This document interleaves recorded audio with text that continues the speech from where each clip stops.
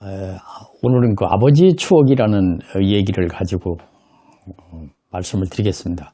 연말연시가 되면은 자주 생각은 나지 않지만 오래전에 돌아가신 아버지가 아련하게 주마등처럼 떠오를 때가 있습니다. 아버지는 지금으로부터 44년 전에 돌아가셨는데 그 당시 연세가 그러니까 85을 사셨어요. 고모가 한 분 계셨는데 고모는 한 90을 넘겨 사셨던 것 같아요. 두 분이 오랫동안 장수를 하셨죠. 근데 왜 장수를 했을까? 후에 생각을 해보니까 그 고모가 저한테 들려준 얘기는 이런 얘기예요. 어려서 삼을 무 먹듯 했다. 그러니까 인삼을 무 먹듯이 먹었다. 이러시거든요. 생활이 넉넉해서가 아니고 배고프고 어려운 시절에 충북 옥천에서 사셨는데 인삼 농사를 그 지방이 많이 지었다 봐요. 그때 당시에 그 인삼을 캐고 나서 이런 거 뿌리 같은 거 이런 것들이 이제 밭에 있었는데 그거를 어린 나이에 이제 캐서 많이 드셨다. 뭐 이런 거죠. 그래서 그랬는지 지금 생각해봐도 참 장수하셨다 이런 생각이 들거든요. 그 다음에 아버지의 젊은 시절에 직업은 뭐냐? 등짐장수였다고 그래요. 그러니까 구한말에 태어나가지고 1900년대 초에 이제 등짐장수를 하신 거죠. 근데 등짐장수를 얘기하면은 우리가 생각나는 게 이효석이 쓴 메밀꽃 필 무렵 생각이 나잖아요.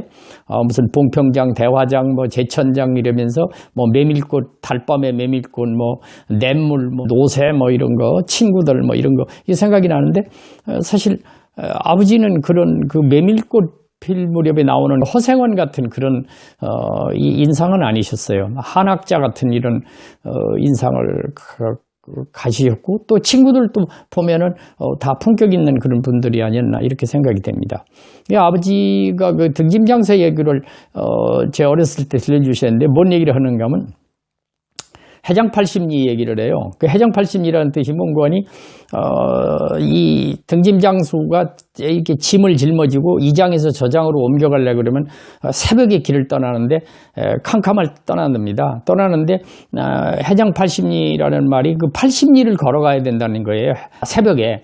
그래서 새벽에 걸어가려고 그러면 그 중간에 이제 이렇게 그러면 80리면 32km나 되죠. 엄청나게 긴 거리입니다. 그런데 아침에 걸어가면서 주막 같은 데서 메밀묵을 드신다는 거죠. 그 메밀묵을 드시는데 그 메밀묵에 막걸리 한 사발 그걸 드시고 32km를 걸어간다. 그래서 이제 장이 서기 전에 가서 된다 이런 얘기죠.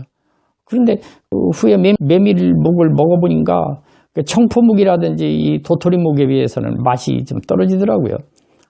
아무튼 그런 얘기. 또 아버지가 목소리가 괜찮으셨는지 이야기 책을 잘 읽으셨어요. 어머니가 이제 그 길쌈을 하시는데 모시 같은 거 이런 거를 이렇게 입으로 해가지고 이렇게 무릎에다 이렇게 해서 이어가잖아요. 하나씩.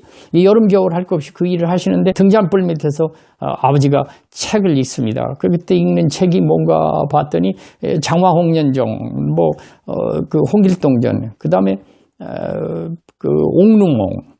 그 다음에 뭐, 언문삼국지. 이게 발해가지고 노랗죠. 그 얘기책이 옛날에 그랬잖아요. 그거를 이렇게 등잔불에 비춰서 낭낭한 음성으로 읽어내려 가시면 어머니가 그거를 들으면서 슬픈 대목에서는 이제 막 우셨던 이런 것도 기억이 나고요. 그 다음에는 한 번은 어머니가 이 몸살 감기가 드셨는지 이렇게 이마에다 이렇게 끈을 메고서 누워 계셔요. 그러니까 아버지가 밖에 나가시더니 인동넝쿨을 이제 뜯어왔어요. 이게 그걸 삶아서 드렸는데 이 며칠 드시더니 그냥 금방 나았다 이제 이런 얘기죠. 몸살 감기가. 근데 그게 인동이라는 게 그 참을인자 겨울동자 겨울을 참는다 이래가지고 감기에 도움이 되는지 모르겠는데 이것이 학명으로는 금은화잖아요.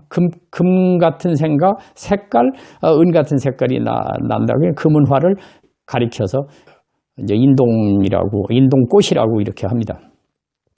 그 다음에 우리 어려서 보면은 그 무릎 같은데 무릎 깨지는 일이 참 많았어요. 한번 무릎이 깨져가지고 약간 골맞어요. 나가시더니 이렇게 느릅나무라고 있죠. 느릅나무를 이게 뿌리 껍질이죠. 뿌리 껍질을 갖다가 이거 뿌리 껍질을 이 절구에다가 이렇게 찢습니다. 찢어가지고 이게 진액이 나오니까 이거를 무릎에다가 이렇게 붙여줬어요. 그 며칠 있으니까 이게 골랐던 것이 다 없어지고 왔더라고요. 이제 이런 일도 있었고, 그 다음에 아버지가 아주 낚시광이셨어요. 낚시를 엄청 좋아하셔가지고 나중에 뭐 거의 뭐 연세가 80 이렇게 되셨을 때도 낚시를 하러 다니셨어요. 근데 그때는 이 대낙이라고 그래가지고 대나무를 이렇게 이어가지고서 하지 않습니까? 그런데 지금은 이제 가벼운데 그때 건 좀 무거웠어요. 연세 드셨는데 그걸 하고, 또 그 다음에 그 칠어 낚시 한다고 맑은 물에서 주로 이렇게 낚시하실 때는 송사리 같은 걸 이렇게 미끼로 쓰거든요. 송사리라는 것이 뒷박 같은데 이런 데다가 이렇게 담아서 가지고 다니는데, 하루는 보니까 이걸 말이지 잔뜩 송사리 잡아가지고 가지고 가시다가 이게 넘어지셔가지고 이게 뒷박이 깨졌단 말이에요. 깨져가지고는 낚시도 하지 못하고 이제 집으로 오셨던 뭐 이런 일도. 사실 뭐 많이 잡으시지는 못했어요. 그 외삼촌은 이제 보니까 칠어 낚시 이런 거 하실 때 막 하루에 가보니까 400마리씩 이렇게 잡으시더라고요. 그런데 아버지는 그렇게 기껏해야 뭐 20, 30마리 그저 뭐 10마리 이렇게 잡으셨고요. 그 다음에 한 번은 아버지하고 겸상하는데 그 생활이 먹고 사는데 그렇게 큰 문제가 없었어요. 왜 그러냐면 외가가 부자였거든요. 그래서 뭐 거기서 땅을 좀 받은 게 있고 그래가지고 뭐 먹고 사는데 문제가 없는데, 아버지하고 겸상에 앉아서 이렇게 가만히 보면은 쌀이 그때 당시 본 게 70% 정도는 쌀이고 30%는 이제 보리쌀을 넣어가지고 이렇게 밥을 해서 아버지 밥은 그렇고, 제 밥은 어떠냐 하면은 30%의 쌀에다가 70%의 보리쌀이에요. 그 어린 마음에 말이지, 왜 나도 쌀밥을 주지 왜 이럴까, 이런 이제 생각도 했죠. 했지만 뭐 말 한마디 못했죠. 뭐 할 수가 없잖아요. 그 다음에 밥상에 보면은 이제 그때 제일 맛있는 음식이 뭐냐면 이제 반찬이 계란 아닙니까? 달걀찜을 이렇게 했는데 아버지가 수저를 놓기까지는 이제 감히 떠먹을 생각을 못 하다가 한 숟갈이라도 남으면 이제 그거를 먹어보면 아주 기가 막히게 맛있었던 그런 기억이 나죠.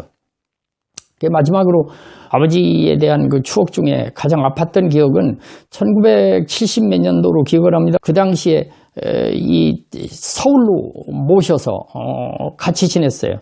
어렵게 지낼 때인데 몇 년을 서울에서 같이 지내면서 고생을 많이 하셨죠. 그게 항상 마음이 지금도 걸립니다. 걸리는데 돌아가시기 얼마 전에 이제 시골 형님 댁으로 이렇게 가시게 됩니다. 가끔은 이제 1-2주일마다 한 번씩 찾아뵙죠. 찾아뵙는데 이렇게 기동을 잘 못하시지만은 이런 얘기를 들려주셨어요. 내가 네가 잘 되는 거, 잘 사는 거 보고 죽어야 될 텐데 걱정이 많다. 이 말씀이 지금도 이 가슴 속에 좀 남습니다. 결국은 잘 사는 모습을, 제가 잘 사는 모습을 못 보시고 돌아가셨기 때문에 가슴속에 남는 거죠. 아무튼 아버지에 대한 추억은 누구에게도 다 있는 거 아닙니까? 다만 오래전의 이야기고 이미 이제 기억조차 희미해진 옛날 얘기지만 지금 생각해봐도 그리 오래되지 않은 그런 기억처럼 이렇게 느껴질 때도 있습니다. 오늘은 아버지의 추억이라는 얘기를 가지고 말씀을 드렸습니다.